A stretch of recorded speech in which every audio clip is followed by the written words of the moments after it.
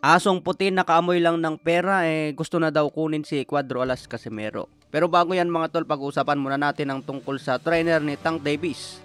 Inaresto ng pulis dahil sa kasong deadly weapon assault. Ayon sa report ng BoxingScene.com, habang palabas ng boxing gym si Calvin Ford, inaresto ng pulis. Kinulong si Calvin Ford sa Baltimore at hindi agad makapagpiyansa.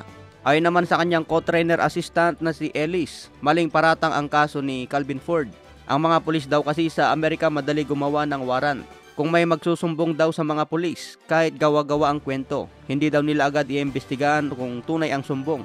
Gagawa daw agad ng warrant bago imbestigahan ng maayos.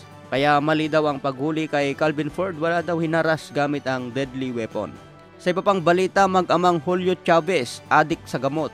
Ayon kay Julio Chavez Jr., tinawag ang ama na isang bully at walang kwenta. My father tore my mother to pieces. He beat her. He humiliated her. She is traumatized. She can no longer do anything. She was damaged for the rest of her life by the same guy who is damaging me. Yan po ang payag ni Chavez Jr. Humingi naman ng sorry si legend Julio Chavez Sr. na isang addict din. I have lived in first hand with my sons Julio and Omar.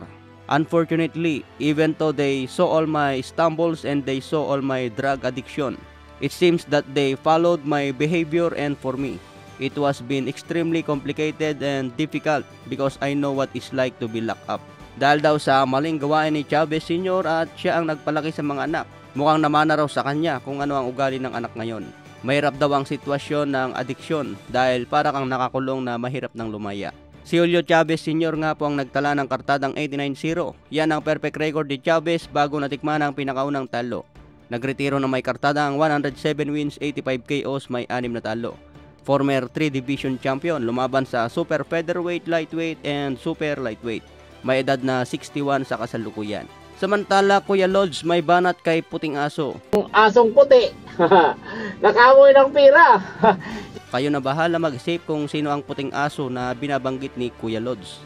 Nakaamoy lang daw ng malaking pera si Puting Aso at gusto nang kunin si Casimero. Pera-pera lang daw ang galawan ni Puting Aso. Pinapakain ng bata kahit alam na matatalo sa laban. Ang inahabol daw kasi ay pera.